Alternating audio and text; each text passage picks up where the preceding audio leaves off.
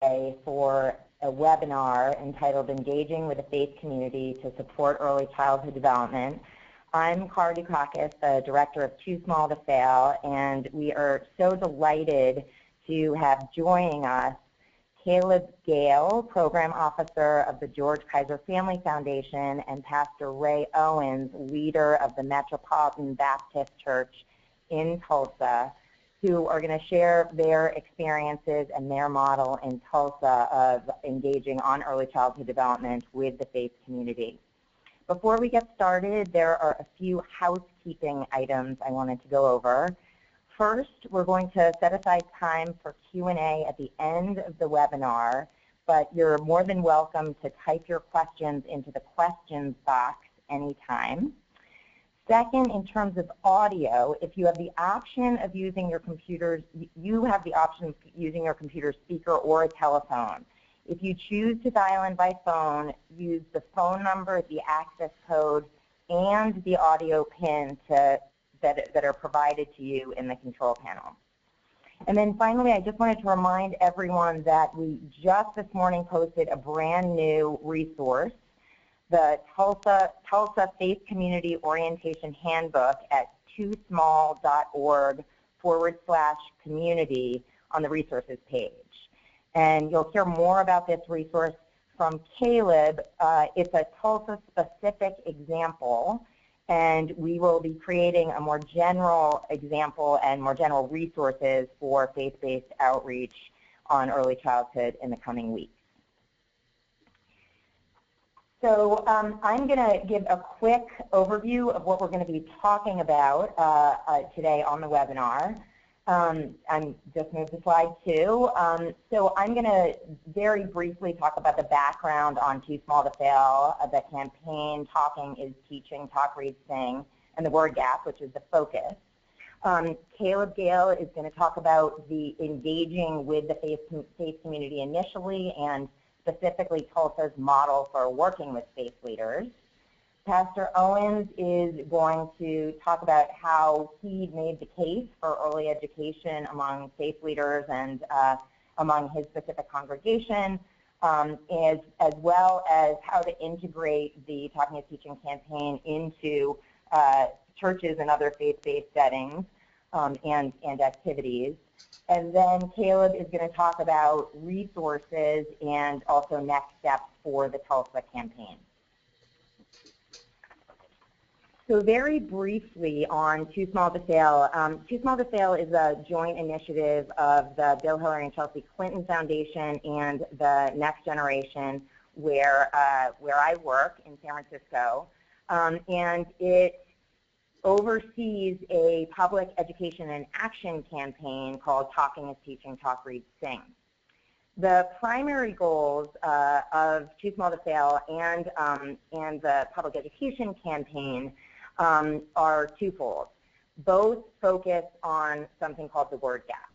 The first is really to magnify attention to the issue of the word gap and to raise awareness about the importance of language-rich parenting, not only among parents and caregivers, but also among communities, community leaders, members of the business community, members of other community-based organizations, and anyone who really could take the issue and raise it for others in the community and act on it. And the second is really to motivate action, to move the needle on behavior among parents and caregivers by encouraging them to talk, read, and sing more with their young children starting at birth in order to promote early brain development so that they can see how powerful a role they play in their child's early brain development.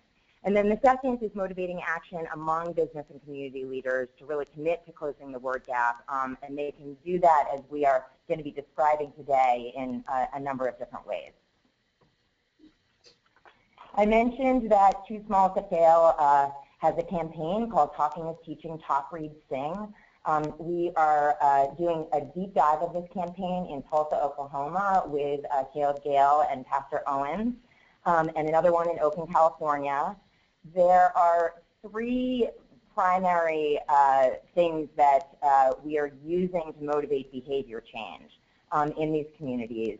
The first is trusted messengers, which includes pediatricians, faith leaders, of course, home visitors, labor and delivering nurses, and others who families with young children trust as sources of information about their children. The second are environmental prompts and paid media that really work to reinforce the messages that the trusted messengers are sharing, and those include billboards, posters in bus shelters and on buses, public service announcements on the radio and on television, as reinforcing, as I said. And then finally, tools to facilitate change. We co-developed with a number of national partners tools for parents and caregivers that help, again, to reinforce the messages and that model the behavior for parents to talk, read, and sing from birth with their children.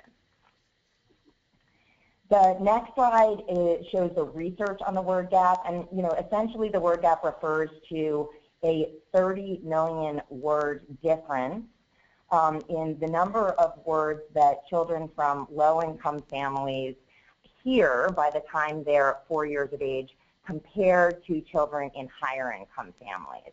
And as you can see from the first graph on the left, that difference by the age of 4 is about 30 million words. The second part of the word gap is the number of words learned by the age of 3 when you compare children in higher income to lower income families. And you will see that there is a significant gap between children in lower income families at about 300 words by age 3 compared to higher income families at about 1,200 words. And finally, I mentioned that we are doing deep dives with Tulsa and Oakland. We developed a community campaign guide that's posted on our website for communities who are interested in enhancing or initiating word gap campaigns of their own. We have a couple of different guiding principles. One clearly is that context matters. Every community is different, and it's really not a one-size-fits-all approach. The second is really that this should not be an overlay to existing efforts. It should really be intentionally integrated into existing early childhood, early brain development, and early literacy efforts that are ongoing in the community. Now I would like to turn it over to Caleb Gayle, Program Officer at the George Kaiser Family Foundation in Tulsa, Oklahoma, to talk to us about engaging with the faith community. And Caleb, take it away. Thanks so much, Cara. Thanks to all of you who have signed up to be with us today. Our foundation has always focused quite narrowly on funding efforts that improve the experience of young children between from birth to 5 and prepare parents for the extraordinary task of raising children. And we focused primarily in early ed centers, and while we realized it wasn't scalable, we also got to meet the fine folks from Next Generation, the Clinton Foundation, and partnered with them to launch the pilot of Talking is Teaching here in Tulsa. And one of the things that Cara mentioned I wanted to reiterate is the component of our campaign that includes trusted messengers. We really identified, and we're quite excited to identify the faith community as, specifically pastors, as a strong motivator for the sort of behavior change that we were looking for.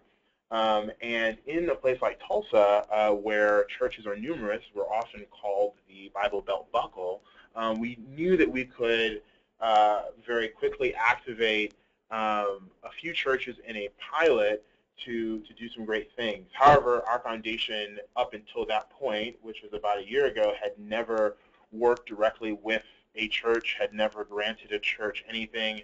And so it was a tremendous learning curve for us to traverse, but we recognized the significant influence that they had. And so really, in determining whether we were going to implement a faith-based strategy, we really leaned on a few reverends that we had significant trust in, specifically Ray Owens, who's also on the phone with us.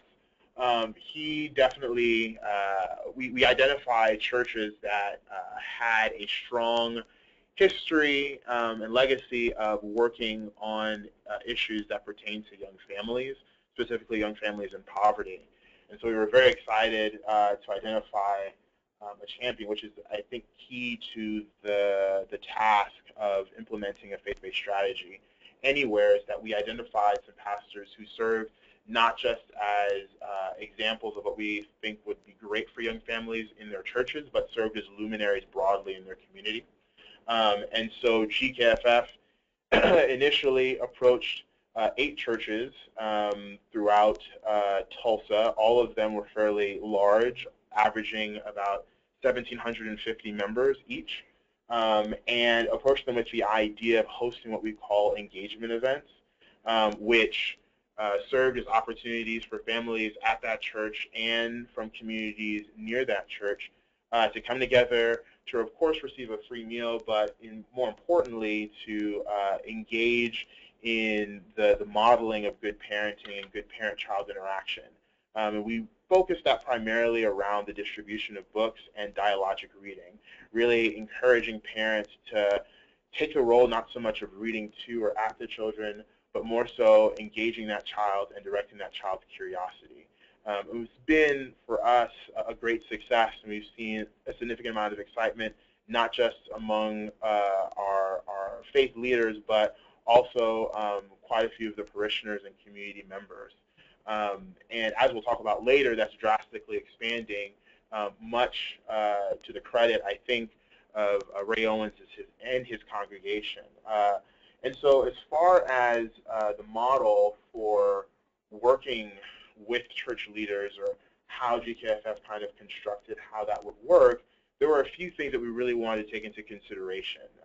First, we really wanted to establish a strong standard of quality. What we did for many of the churches was, not many, but all of the churches and all the churches that we'll be expanding to in this coming few months, this coming summer, is we hosted some very long, robust trainings that were conducted by Tulsa Educare staff that really went into, yes, the science of brain building, but also how to properly facilitate events, what we expected from them in terms of quality. And thankfully, we worked with 8 churches that really embodied that excellence in care and quality already. So it wasn't a hard or rough transition for any of those churches. Then we really wanted to make sure that we were sensitive to the cultural distinctions and differences that each church represented. We are working with churches that are predominantly African American, predominantly Caucasian American, predominantly Hispanic, some churches that cater to an extreme diversity of families, and extreme diversity of backgrounds. And so as such, we really wanted to make sure that they felt that their input could be provided. So we have quarterly meetings with these churches where they give us regular feedback, and they let us know from a variety of perspectives how things are working for them. And then I think last, and probably most importantly, especially because our foundation had not worked specifically with faith-based organizations, we didn't have a program officer who focused specifically and strictly on faith-based outreach. We really wanted to make sure that we were incredibly flexible and allow those churches to provide input to us that we would then use regularly. And so some churches couldn't host their events on the same days at the same times, but we provided the room and opportunity for them to do so. And that's just one example of how we maintained an air and the very reality of flexibility with our program. With that said, I wanted to go ahead and introduce Ray Owens once more so that he can discuss how he, as a faith-based leader and a church leader, corralled his members and excited them to do this work. And with that, I'll turn it over to Ray. Thank you very much, Caleb, and it's a great privilege to be a part of this conversation, and we at the Metropolitan Baptist Church are excited to be engaged in this work. Really, when Caleb approached us from his role at the George Kaiser Family Foundation, we really saw kind of a gaping hole, if you will, in the services we were providing to our youngest parishioners. Metropolitan Baptist Church is a 100-year-old congregation almost. I've been here 9 years, and we have long been committed to supporting educational endeavors in the community. For example, right now we're running an 8-week reading and recreation summer program, all free to kids, especially those who K through 5, those who are reading below grade level. Our aim is to get them back on track and reading at grade level with interns from all over the country. Well, when Caleb came to us, we realized that while that effort is great, we're not starting early enough. And the science of brain building that they introduced to us, and this gaping word gap, which helped us to see that many of our kids are at an incredible disadvantage the day they walk into a school program, prepared learning to read. And so we decided we needed to take this on. So how have we approached this? I think the biggest strategy has to do with educating pastors as to the science of brain building, the word gap, and in so doing, we have been able to really get pastors on board and committed to this program. I have actually spent some time not only with Caleb but at a conference on this topic, and have learned so much and have begun to really incorporate what I've learned into the life of our ministry. Here's what I think we need to think about in terms of getting pastors on board, though.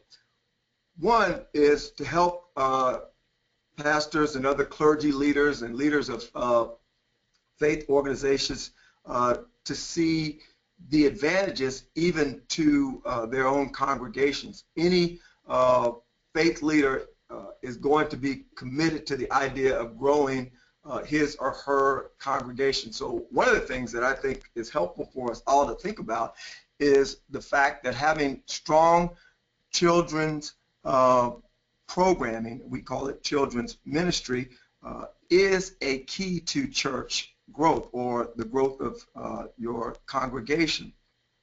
Anybody who has any knowledge of church growth literature understands this connection. There is no such thing as a growing church that does not have strong children and youth programming. So that's one way to begin a conversation with pastors and other clergy leaders around why this might be important. It also, I think, is helpful for us to think about the way that this work can enhance what we are already doing in our nurseries. For example, here at Metropolitan, every Sunday morning, every Wednesday evening, we have parents of children 0 to 4 who bring them to our nursery because they're not nearly as excited about my sermons as their parents are. They have an opportunity to be in a space with trained caregivers. Well, when Caleb and the George Kaiser Family Foundation folk introduced this idea to us, we went to our nursery staff and we kind of did an assessment of what was going on, and we realized that we weren't doing enough talking, reading, or singing to these young children. So we actually recruited someone to help us completely revamp what we're doing there. So if you go in there today on a Sunday morning or Wednesday night when we are in worship services, you will see a whole lot more talking, reading. There may be a little bit of dancing and even a great deal of singing. So I think helping pastors to see how what they are already doing in their congregations might be nicely enhanced by integrating this work into the life of their ministry. So what I want to do then is talk about what we're doing here at the Metropolitan Baptist Church. The biggest piece is what Caleb described as those family engagement events. So at least once a month, we have parents, caregivers, and their small children come into a space that we created. There are mats on the floor, and there are all kinds of colorful objects around the room. Each week, each time they meet, there is a different theme. One time I came in and it was The Very Hungry Caterpillar. That was the book of the day. They had a caterpillar that was about 7 feet tall who floated into the room. But the beautiful thing is that what we saw is parents reading to their kids, talking to their kids, singing with their kids, and the children joining in as well. We have grandparents who come with their children. Friends bring the children of their neighbors. So that's the big piece. And of course, every family gets a tote bag with all of the supplies, from books to blankets to a little onesie that reminds parents that, you know, this is important work, that we need to be engaged in parenting that is language rich. Another thing that we do here at Metropolitan that I'm particularly excited about, of course, this is a message that we incorporate into Sunday morning sermons, but when it gets communicated best, I think, is in a ritual we call our baby dedication.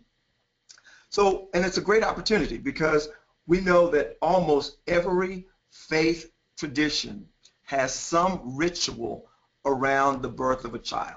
In our context, that is what we call a baby dedication. Here, it consists of two parts. There is a charge to the parents. They actually are expected to engage in a pledge to raise their child in alignment with the teachings of our faith. The second is a prayer. Well, we've added a third component because we really believe in this work of closing the word gap, and that is a charge to the parents and everyone in the congregation to read to your child every day, to sing with your child every day. And we actually kind of make a lot of fun about that because we talk about the fact that some of us sing better than others, but our child is probably not as critical as our music staff might be. So sing to your child every day, read to your child every day, talk to your child every day. And then we actually present the family with the Talking is Teaching kit. So what are we doing here? We're really embedding into the moral vision of our congregation and community the idea that these language-rich practices ought to be among the virtues, if you will, of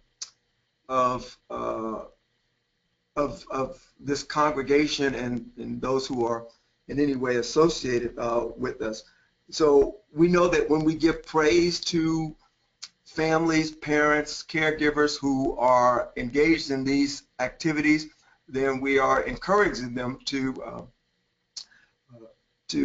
model them for others and to repeat them in other settings. So one of the exciting things I find is that many of my parents will post a video on Facebook of their children reading and singing and talking, and this exchange between the parent and the child, and they'll tag me and they'll say, you know, Pastor Owens, look at little Kennedy, she's coming along, she will not be a victim of the word gap. And many of them send me the videos via text as well. So we are really working to make sure that these practices become a part of the moral culture of not only the people who attend the Metropolitan Baptist Church, but our wider community as well.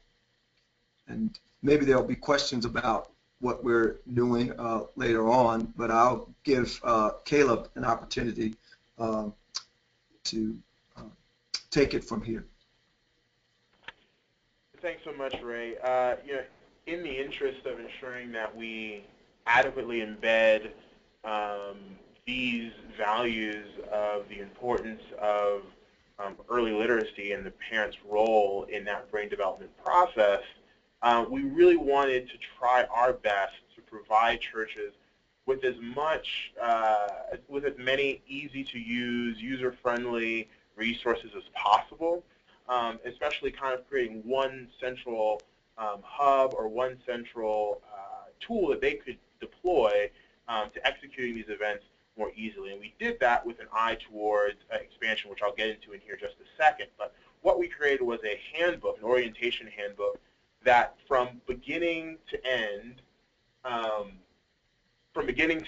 we would guide that pastor, the appointed volunteer or lead volunteer, the associated volunteers who help with the management of that event. From beginning to end, they would know exactly how to run that event. And we posted that on the toosmall.org/community website, but I'll talk about some of its details.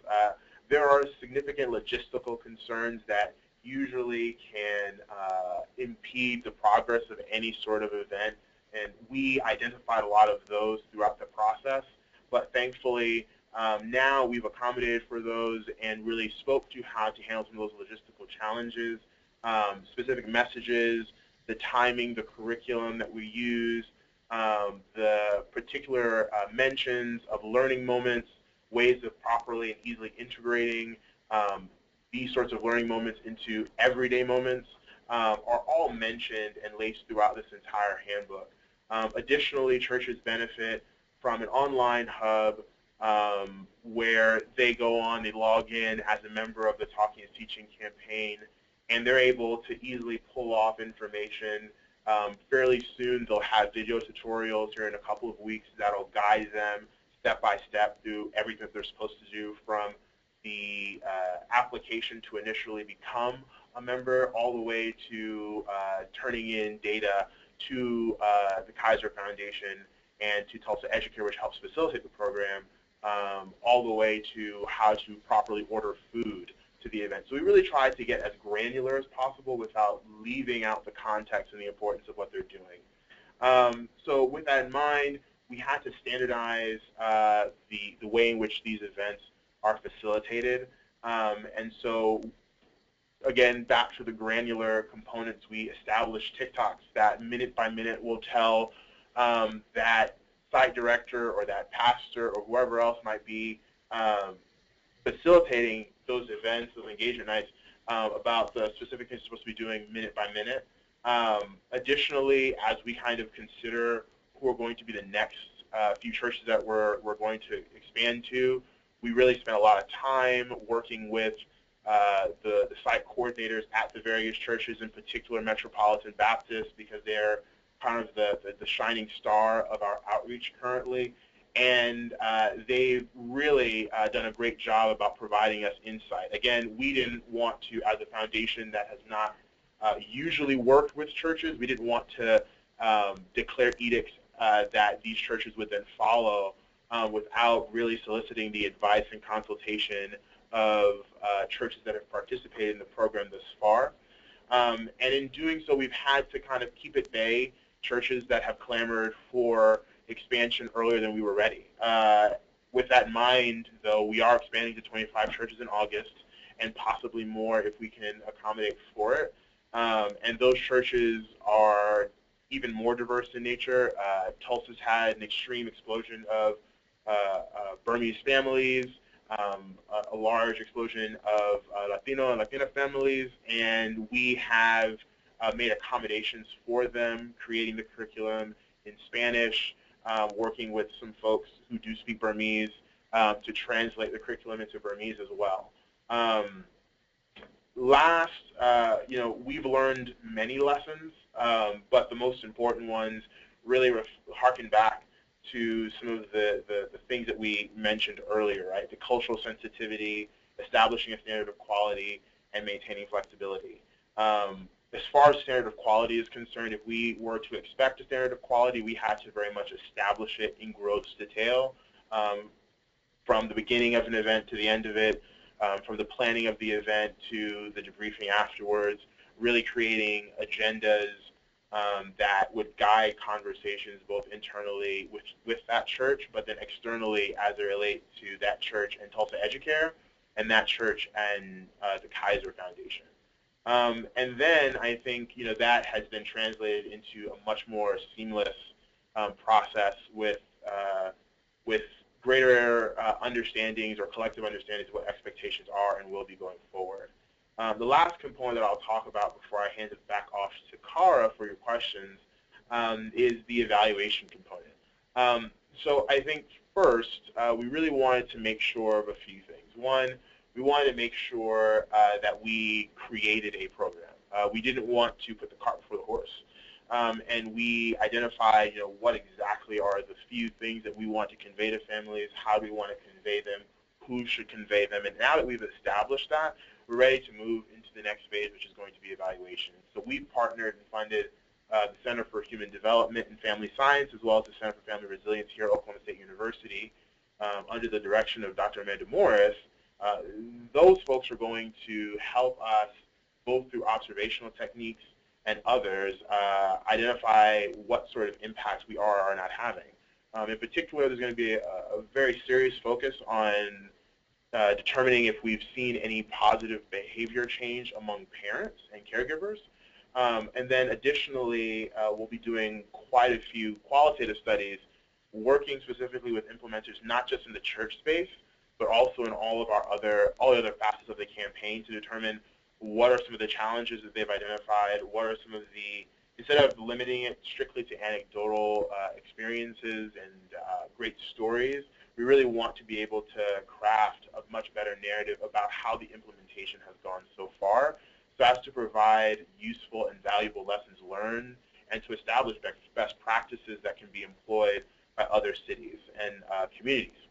So with that in mind, I want to make sure I wrap up and am mindful of everyone else's time and hand it back over to Cara Dukakis. Thank you so much. Thank you both so much, Caleb Gayle and Pastor Ray Owens. That was incredibly enlightening and helpful. And judging from the number of questions we have coming in, really engaging for our audience here. Before I start into questions and answers, I wanted to just remind folks that we will be emailing the PowerPoint out and the recording of this webinar to folks who participated and those who signed up and were not able to participate. We're also going to be posting them to our website. So in the next couple of weeks, you should be receiving an email and able to access both of those on our website. Thanks so much for your interest. Okay, so we have a number of questions, and I'll just direct them as appropriate to Caleb and Pastor Owens. The first one is a question about implementation for Caleb. How many engagement nights have you held? How many people attended each? And what was the cost per event? Sure, thanks for that question. So far, we've been doing this for a year, and we have 8 churches, and they do them at least once per month. So we've had about 80 so far amongst all of the churches. We average roughly around 30 families per event that are regularly coming back. So there is some attrition rate. I couldn't really give you that number.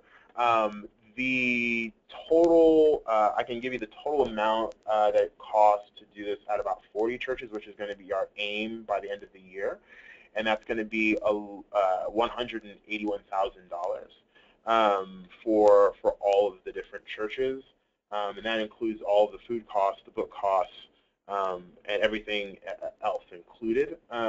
And I would say, you know, if I'm going to include one more lesson learned, that we really honestly did not consider, and it was a massive oversight, and we're going to correct for it now, is that specifically because many of the churches, or many of the congregations here that we're working with are affiliated with some sort of Christian denomination of some sort, we are going to ensure that many of these engagement nights are hosted as post events to the actual Sunday morning experience, so that families don't have to try and find their way back to the church on some other day. They can do it immediately following church, especially because Sunday dinner is a significant component for so many different families. We'll just flip that on its head and make it Sunday dinner with your children, with great learning lessons for your children. So that's what we'll be doing in this next phase. It was a massive oversight, but we're going to correct for it. And I'm pretty certain, and I think it's something that concerns the Educare team, as well as me and the rest of the folks at the foundation. We're kind of anticipating very, very large numbers in the future, right? Where we'll probably be able to consistently reach about 1,200 families per month. So it's one thing that we're trying to accommodate for and be very mindful of, but that's the one thing I would say. Thanks. Thanks so much, Caleb, for that answer. And what a great idea to connect these activities and the dinner to sermons, following sermons. We have another question that I'm going to call on Pastor Owens for. What are suggestions for other change initiatives for starting a conversation with faith leaders? Cara, would you just say it one more time? I'm sorry. The question is, what are your suggestions for other change initiatives for starting a conversation with faith leaders? Yeah. So I think I mentioned the idea of approaching it from the perspective of potential church growth. Additionally, I think I'm glad that question came up, because another point I would have wanted to have made is the has to do with the role of the faith leader, particularly pastors in my tradition and African American Christian traditions. Understand that, you know, you're usually dealing with a person who has a great deal of authority and a great deal of influence, and so when we can convince, you know, this person that this is really important, then we have access to the moral, you know, thought processes of, you know, in our case, 2,400 members who kind of hear this man or woman at least weekly. So what other ways do we approach this? Well, you know, one of the things I've talked to my colleagues about is that, you know, literacy is pretty essential to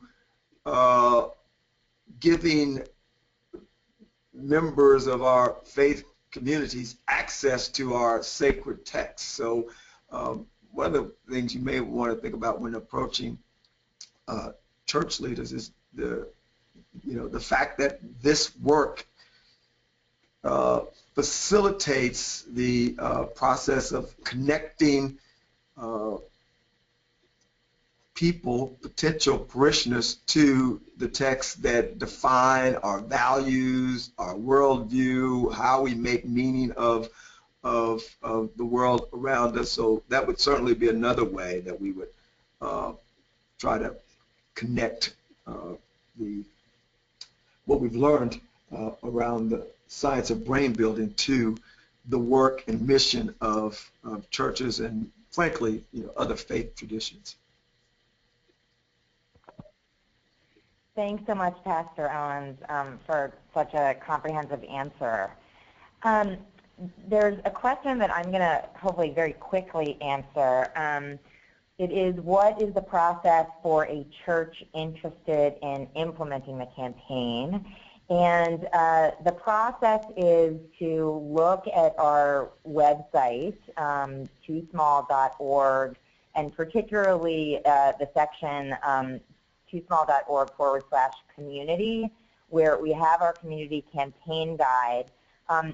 There in the resources section, you'll also find the copy of the orientation handbook that Caleb described and that I mentioned at the very beginning of the webinar.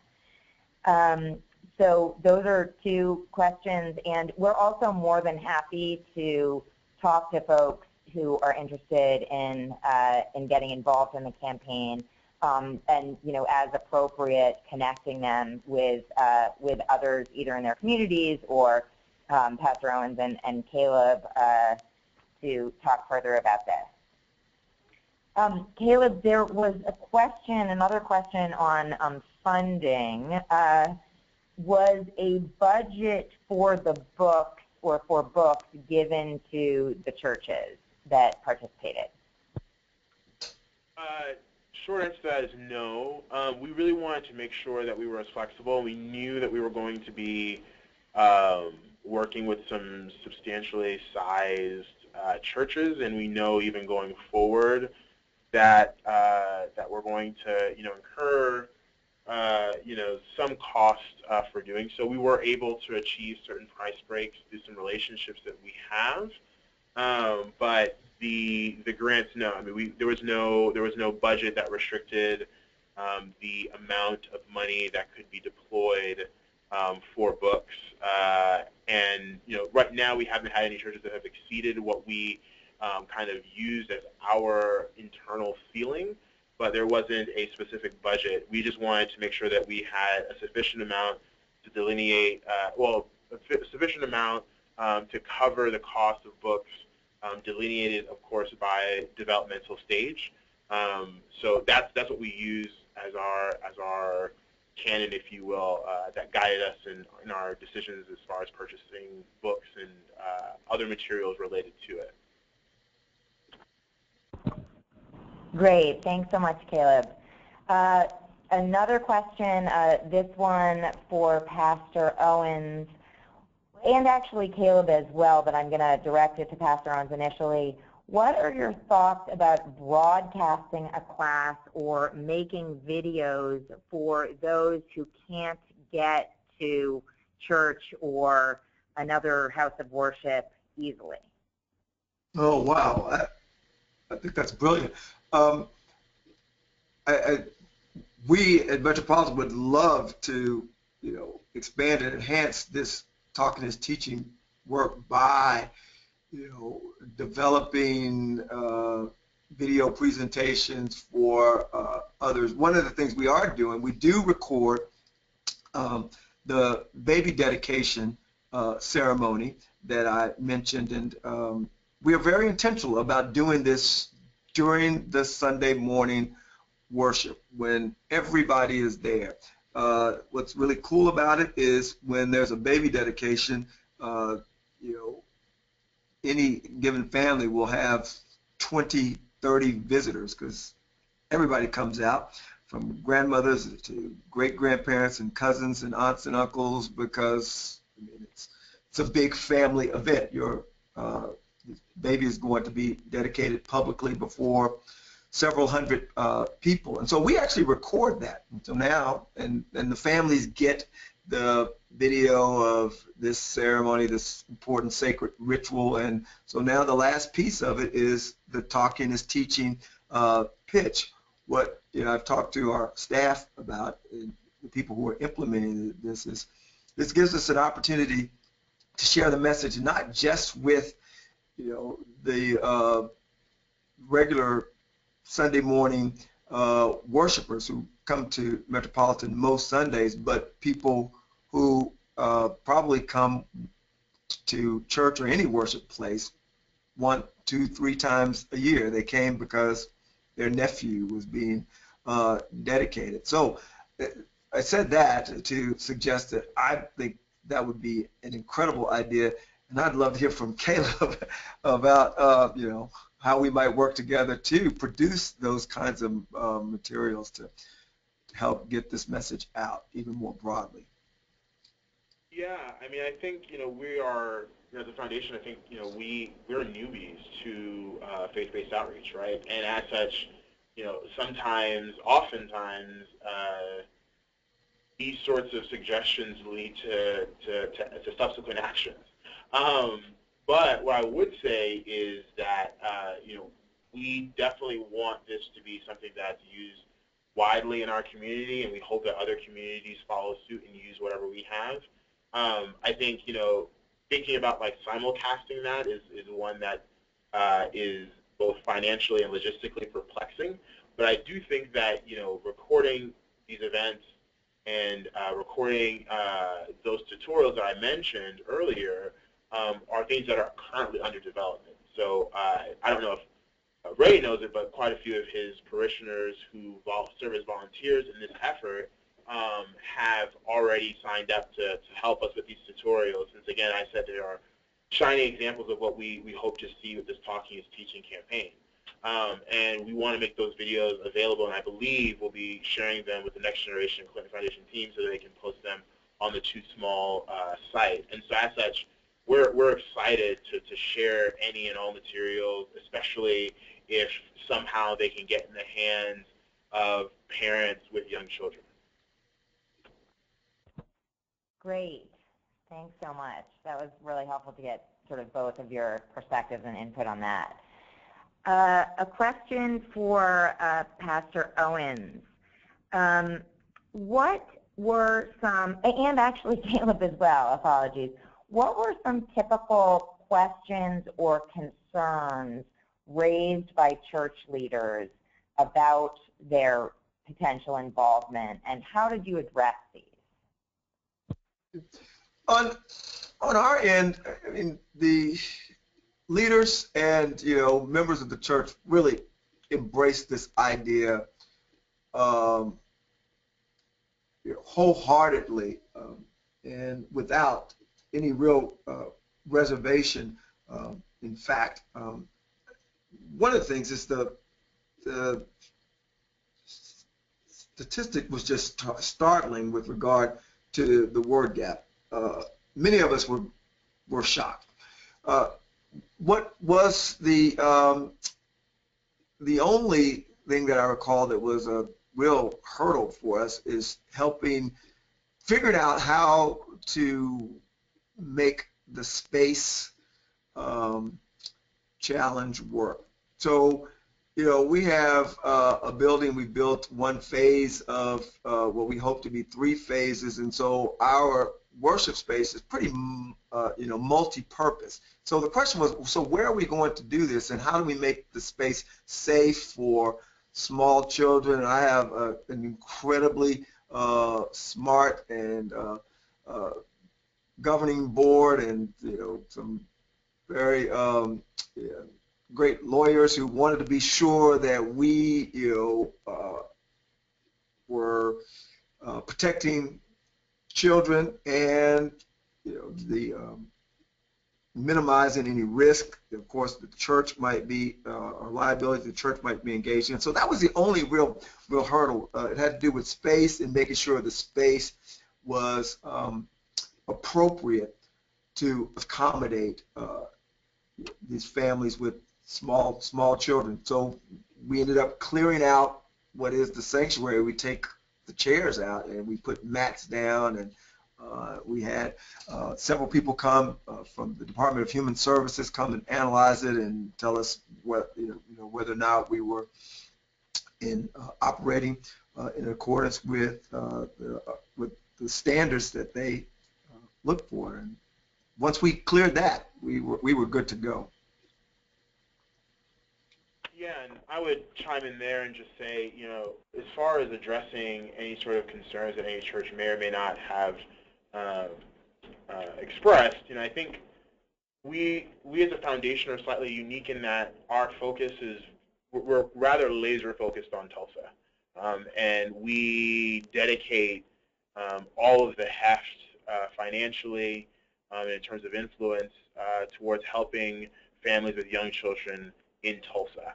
And as such, we've been able to cultivate lots of relationships, and I think a fairly decent amount of goodwill. And so even though we might not have worked directly with some of these churches before, any of these churches before, I think we were able to benefit from that. And I think, in consideration of, other folks doing something similar in other cities, I would really encourage that the convener of these organizations really be someone or some organization that is wholeheartedly trusted and appreciated in the community. I think additionally, we did some things that were slightly uncharacteristic. Our funder, George Kaiser, is not the type of funder that is regularly on the evening news. He's not someone who you'll see on Oprah anytime soon. However, he, I think, stepped out of his comfort zone and our comfort zone collectively as a foundation and spoke at length about what the importance of faith-based organizations being involved in the effort of increasing literacy gains amongst young children. He spoke about that at a convening of tons of ministers and local community leaders. And I think at that point, we were able to really convey exactly why we as a foundation are wholeheartedly committed. We were able to clarify our purpose in being involved in this work. And I think as such, and from that, again, that's where the clamoring of churches who were not yet involved, wanted to be involved, really started, was almost 6 or 7 months ago when George went to do that speech. And I think that served as a critical turning point for us, and it also serves as an opportunity for us to allay any concerns that any church may or may not have had in partnering with us on this endeavor. Great. Thanks so much to both of you. I'm going to briefly ask a question of one of our listeners, Dion Carter, who is actually the community campaign coordinator for the Talking is Teaching, Talk, Read, Sing campaign in Oakland. She has also played a very prominent role in her church. And Dion, I'm wondering if you could share with us how a strengths-based approach, which my understanding is sort of an important piece of a number of faith-based efforts, sort of ties into faith-based efforts focused on early childhood education.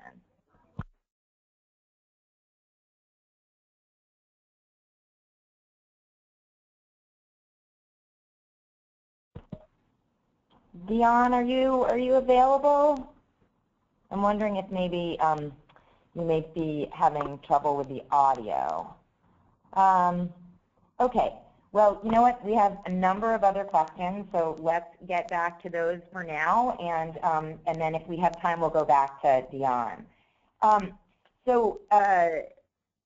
Owens, this is maybe a straightforward and short question for you. There's a question about the demographics of your church in terms of male and female breakdown, and then in terms of the breakdown of parents. I'm assuming that means dads versus moms. In terms of those who are involved in the family engagement events, do you think that's what you mean there? I think maybe it's a sort of, you could do it as a two-part question. The first is sort of basic demographics of the church, male and female, but then, if you have the information about parent involvement in the activities, sort of moms versus dads, and I'm sure there are grandparents and other caregivers, as you said. You bet. So here goes. Metropolitan is a congregation of about 2,400 members, predominantly African American. I would say 92% African American. We're situated right in what is historically the African American, predominantly African American part of town. In terms of gender, we're about 60% women, 40% men in terms of our membership. Sort of the core of the membership are families of school-age children, in many cases late 20s to late 40s, early 50s, but of course it's quite intergenerational. And if you look at the whole piece, the whole pod. In terms of what happens on those, we call them here Metropolitan Met Dream Nights. Dream stands for dance, read, eat, and mingle. It is clearly, the majority of the caregivers are women who are mothers and grandmothers, but I suspect, and I have to ask to be sure, that 25 to 30% of the caregivers are actually men who are dads. We've been really excited about that. I think we just did some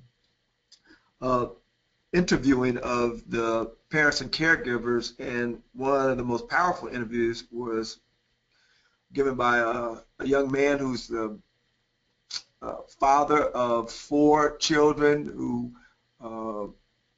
has been in and out of work a lot lately, lost a couple of jobs in the last couple of years, but is really working very hard to hold his family together. And I think he was here because he's probably out of work and his wife is working, so he has taken it upon himself to be the parent who gets the kids here. And there are 4 of them, and they're all from 3 to maybe 10 years old. So people like that young man are actually defying sort of typical expectations of who you might assume you would see at an event like that. Great. Thanks so much, Pastor Owens. So unfortunately, we really only have time for one last quick question. The question is not that quick, but I'm going to pose it to Caleb, and I'll see how you can do, Caleb. The question, we've had a number of questions about trainings and asking you to sort of expand on the long, robust trainings that you mentioned earlier in the webinar. Did you train one church at a time? What were the sort of titles or roles of the church staff that you trained? Does each church have a coordinator? So those are multiple questions, and Caleb, just do your best. I know you'll handle it. Sure. This is actually a very short question. So we had multiple trainings and then ongoing site checks and quality assurance checks. All of that stuff can actually be found in the handbook. It outlines what the Tulsa Educare staff will do in terms of follow-up on a very regular basis. Each church has to undergo quality assurance at least once per quarter. And then the training is a mix between both role play, quite a bit of information regarding brain building, and then an identification of roles and responsibilities, which leads into me answering the next question, which is every single church has a site coordinator, which is usually oftentimes a paid staff member of that church who has a responsibility. So for instance, at Metropolitan, it's one of the associate pastors, and she coordinates directly with the Educare staff and then relays information to all the volunteers. All of the churches trained together, so 2 or 3 churches at a time would train together. I think it was important because all of the churches have a very, very different makeup, very, very different denominational background, very, very different religious tradition, and a very different set of rituals. And as such, we really wanted there to be clarity, at least in the delivery of the materials, regardless of the significant diversity of the churches involved. So with the trainings, I can send kind of the agenda of the trainings that as well as the presentation that accompanies those trainings. It is fairly exhaustive, and it is a commitment from each of the churches and each of the site coordinators and each of the volunteers. Each church has to have at least 5 volunteers on top of the site coordinator, and each of those has to come to the training. Each of those has to have a food handler's license. And each of them has to pass a background check. So it's fairly exhaustive, and it is a particularly difficult task to pull off, I believe, especially in the initial ramp up. But after that, it becomes rather automatic. And so we're excited to see how it expands in the next few months to many more churches around Tulsa. Great, thanks, Caleb. And just one clarification, you said something about sending agendas. Is that something we can potentially post on the website? We for sure can post anything you want on the website. Great.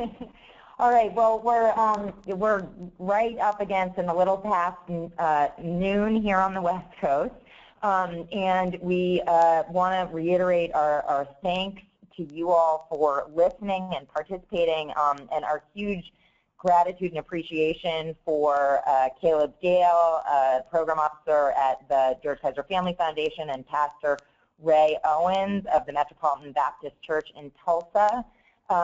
You'll see on the last slide that you can email us at info@toosmall.org.